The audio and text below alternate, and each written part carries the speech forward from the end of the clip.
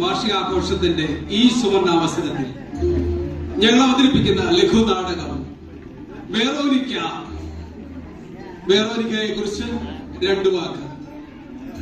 വേറോനിക്ക വിശുദ്ധ ഗ്രന്ഥത്തിൽ പറയപ്പെടുന്ന ഒരു വ്യക്തിയല്ല, മറിച്ച് ഈശോയുടെ കാൽവരി യാത്രയിൽ നാം കണ്ടുമുട്ടുന്ന ഒരു കഥാപാത്രം. ഭക്തയായ വേറോനിക്ക കർത്താവിന്റെ തിരുമുഖം തുടയ്ക്കുന്നു. ആ തിരുമുഖ ഛായ അവരുടെ തുവാലയിൽ പതിയുന്നു. പല രേഖകളിലും ഞങ്ങൾ വേറോനിക്കയെ കുറിച്ച് തിരക്കിയെങ്കിലും ആകെ അറിയാൻ കഴിഞ്ഞത് അവർ വളരെ ധനികനായ ഒരു പ്രഭുവിന്റെ ആയിരുന്ന ഒരു വിശുദ്ധയായിരുന്നു എന്ന് മാത്രം. അവൾ എന്തുകൊണ്ട് കർത്താവിനെ കാണുവാൻ ആശിച്ചു? പട്ടാളക്കാരുടെ ഇടയിൽ കൂടെ നടന്നു ചെന്ന് ഈശോയെ കാണുവാൻ മാത്രം ഇത്ര ധൈര്യം എവിടെ നിന്ന്? എന്തിനവൾ യേശുവിന്റെ കാൽക്കൽ വീട് പൊട്ടിക്കരഞ്ഞു? ഈ ചോദ്യങ്ങൾക്കെല്ലാമുള്ള ഞങ്ങളുടെ ഉത്തരം വേറോനിക്ക കഥാപാത്രങ്ങളും പങ്കെടുക്കുന്നവരും.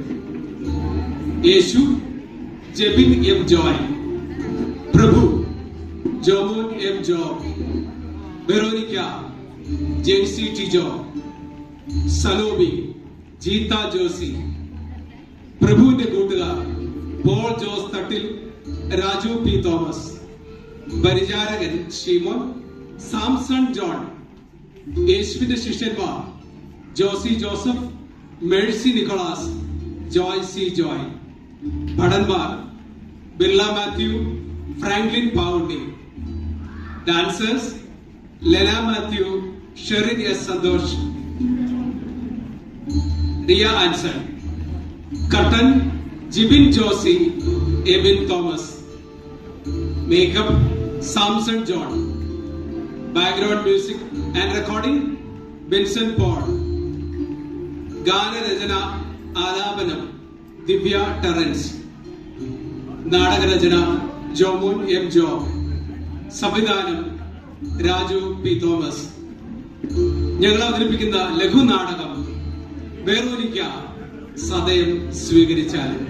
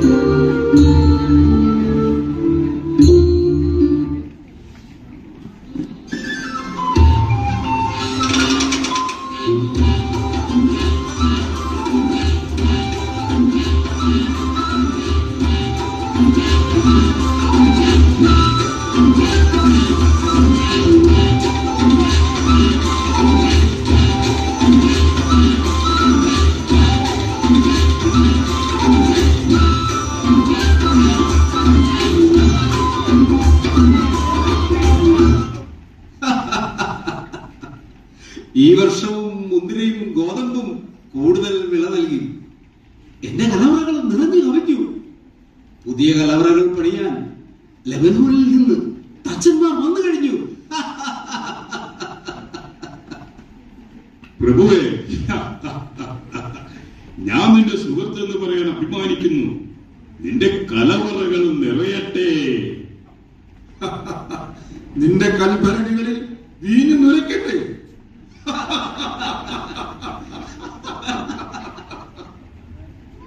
ശീമോൻ, ചഷകങ്ങൾ നിറയട്ടെ, നൃത്തം തുടങ്ങട്ടെ. ഇത് ആഘോഷങ്ങളുടെ രാവ്, ഇത് ആഹ്ലാദത്തിന്റെ രാവ്.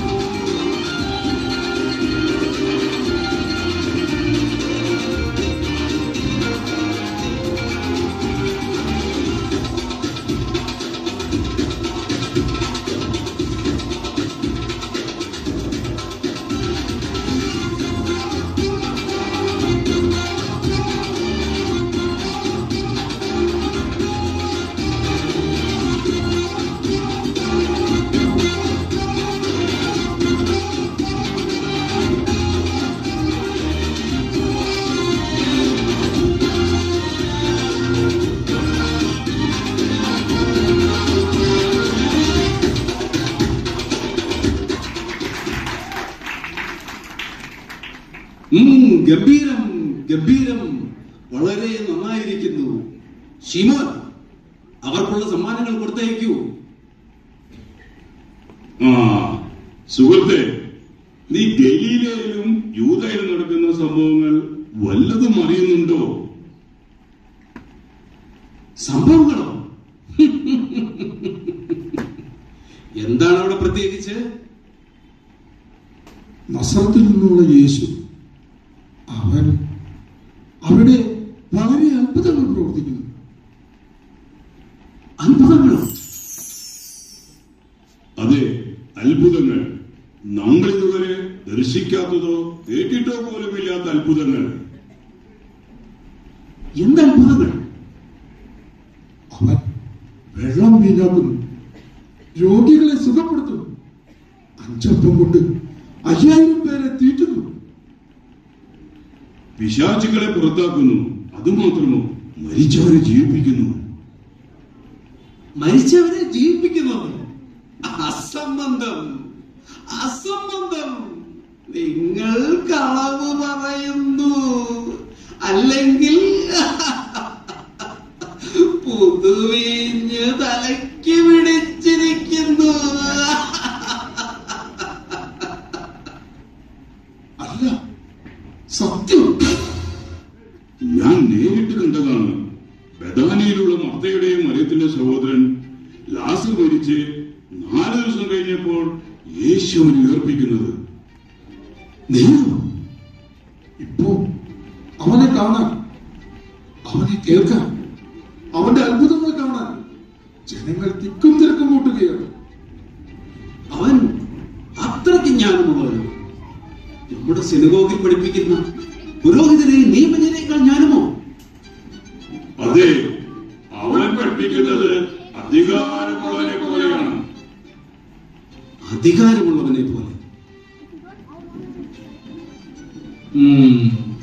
എങ്കിൽ എനിക്കും അവനെ കാണാം.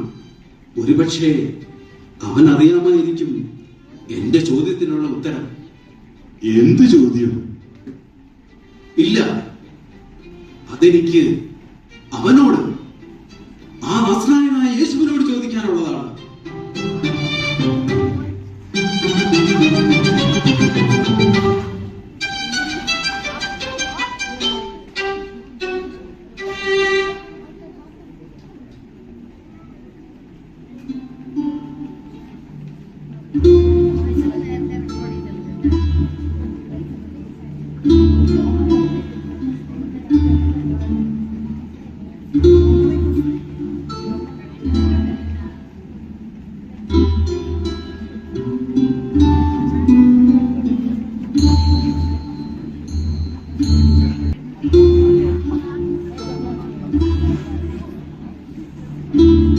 സലോമി, പറയൂ അവന്റെ വിശേഷങ്ങൾ. നസ്രായനായ യേശുവിന്റെ വിശേഷങ്ങൾ എന്നോട് പറയൂ. അയ്യോ യജമാനത്തി, എനിക്കതിവിടെ പറയാമോ? ഈ വെറോനിക്കയോട് നിനക്ക് എന്തും പറയാം. പ്രത്യേകിച്ച് യേശുവിന്റെ കാര്യം പറയാൻ ഒട്ടും പേടിക്കേണ്ട. യേശുവിന്റെ അടുത്തെത്തിയാൽ അവന്റെ പ്രബോധനങ്ങൾ കേട്ടിരുന്നു പോകും.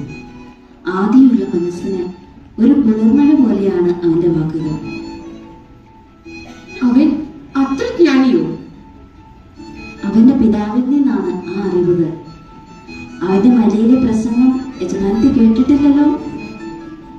ഇല്ല, നീ പറയൂ സലോമി.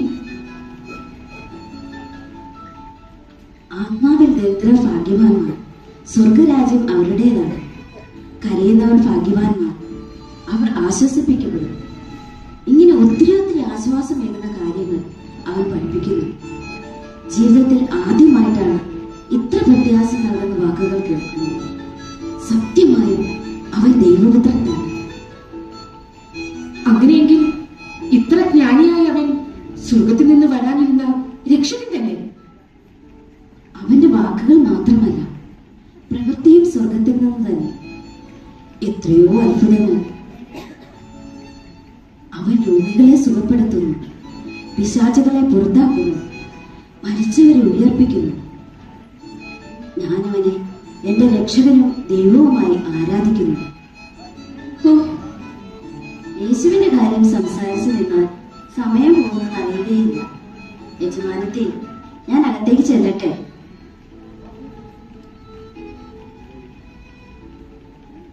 എനിക്കും അവനെ കാണണം, ആ നസ്രായനായ യേശുവിനെ.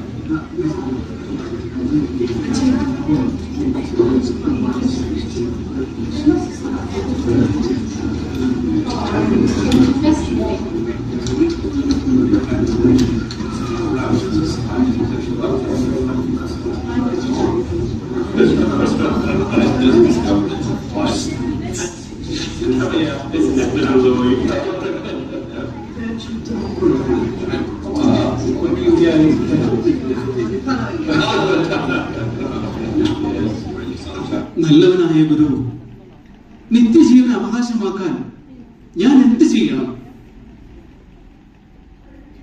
നീ എന്നെ നല്ലവൻ എന്ന് വിളിക്കുന്നത് എന്തുകൊണ്ട്? ദൈവം ഒരുവനല്ലാതെ നല്ലവനായ ആരുമില്ല. പ്രമാണങ്ങൾ നിനക്കറിയാമല്ലോ. അറിയാം, എനിക്കറിയാം ഗുരു. കൊല്ലരുത്, വ്യഭിചാരം ചെയ്യരുത്, മോഷ്ടിക്കരുത്, കള്ളസാക്ഷ്യം നൽകരുത്, വഞ്ചിക്കരുത്, പിതാവിനെയും മാതാവിനെയും ബഹുമാനിക്കുക. ഗുരു, ചെറുപ്പം മുതൽ ഞാൻ ഇവയെല്ലാം പാലിക്കുന്നുണ്ട്.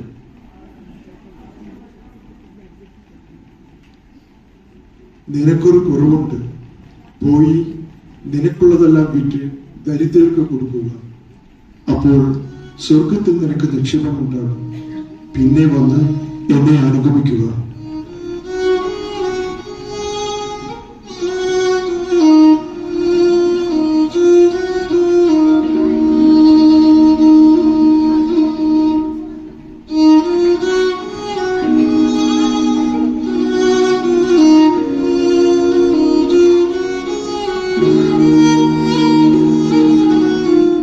സമ്പന്നൻ ദൈവരാജ്യത്തിൽ പ്രവേശിക്കുക എത്ര പ്രയാസം! ധനവാൻ ദൈവരാജ്യത്തിൽ പ്രവേശിക്കുന്നതിനേക്കാൾ എളുപ്പം ഒട്ടകം സൂചിക്കുഴയിലൂടെ കടക്കുന്നതാണ്.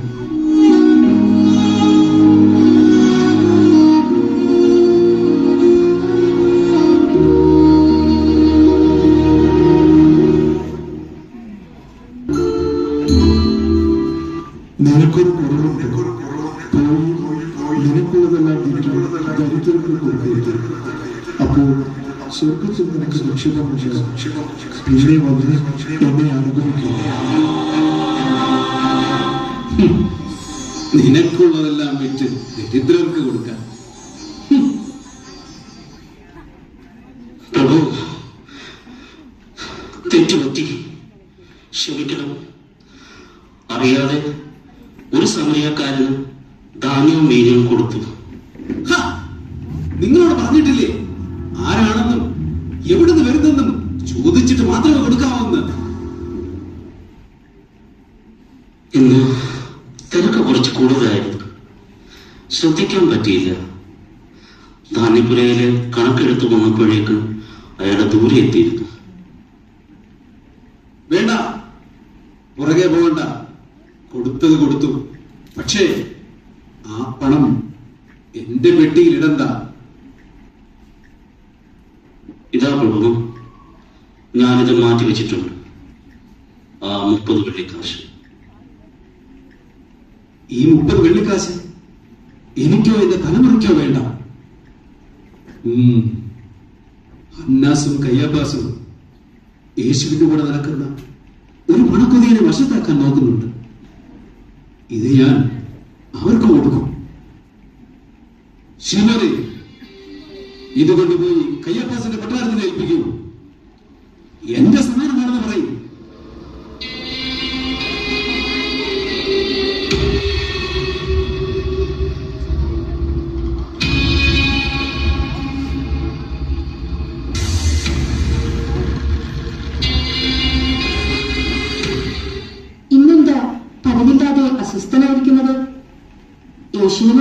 പോയിട്ട് കണ്ടില്ലേ?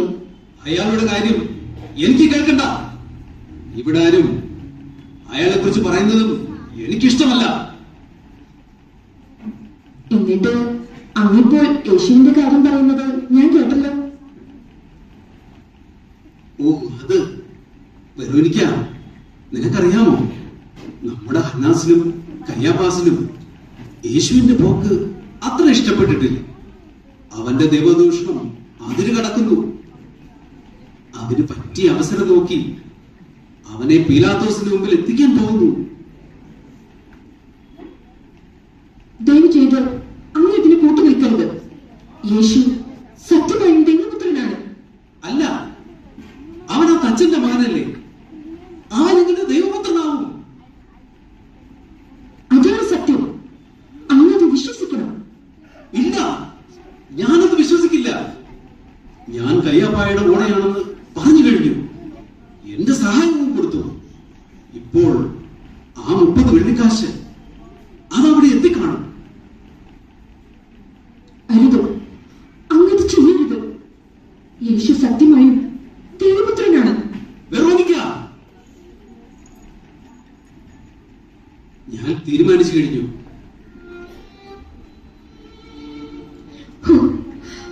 എന്തൊരു പരീക്ഷണം! എന്റെ ദൈവമേ!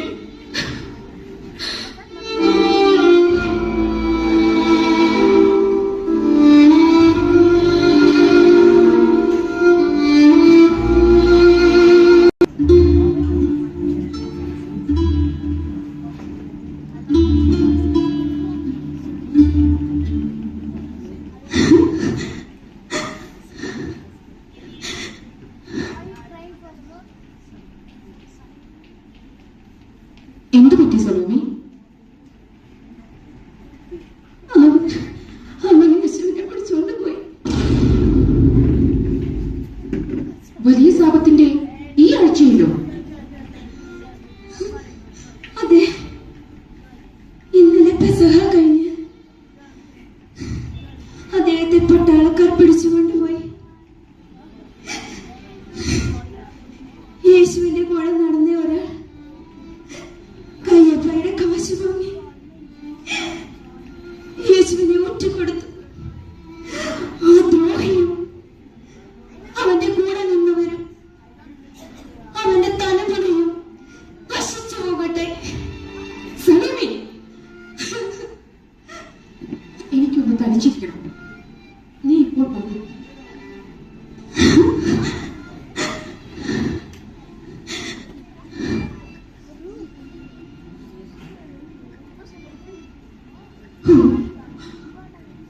എന്റെ ദൈവമേ, എന്തൊരു പരീക്ഷണം!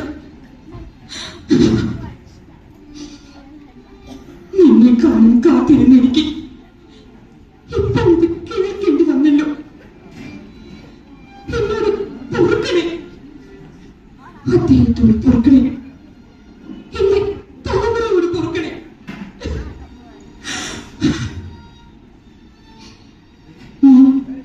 സത്യമായും ദൈവപുത്രനാണെന്ന് ഞാൻ വിശ്വസിക്കുന്നു.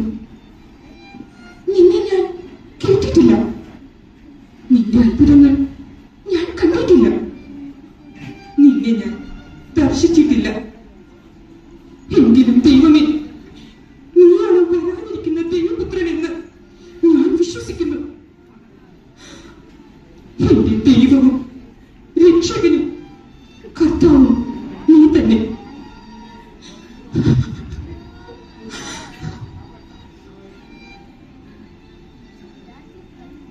ഇല്ല, എനിക്ക് നിന്നെ കാണണം. എവിടെയാണെങ്കിലും എനിക്ക് കാണണം. എന്നിട്ട് ആ കാലത്തിൽ വീഴണം. ആരും എന്നെ തടയില്ല.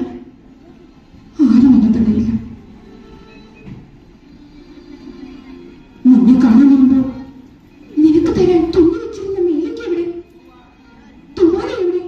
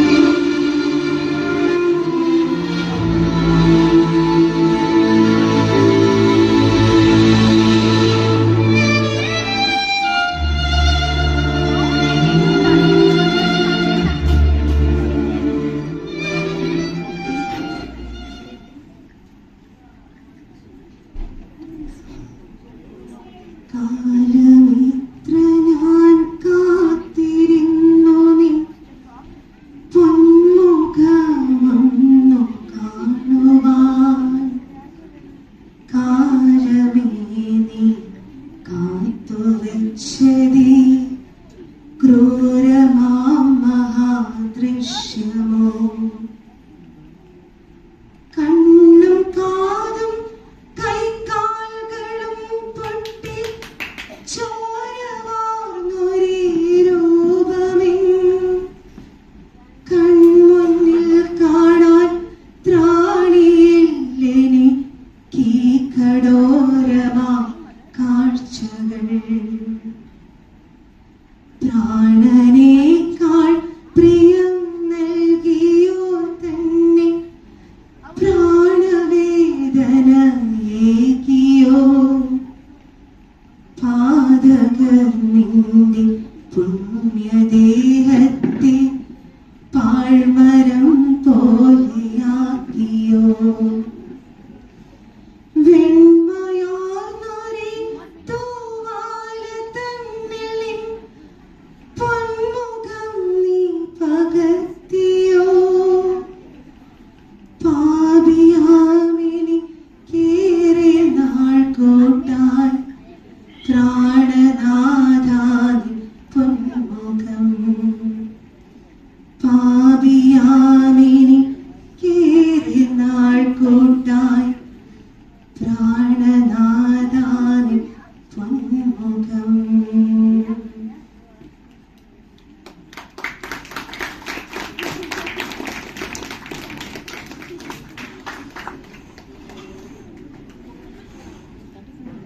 ഇവിടെ അവസാനിക്കുന്നു.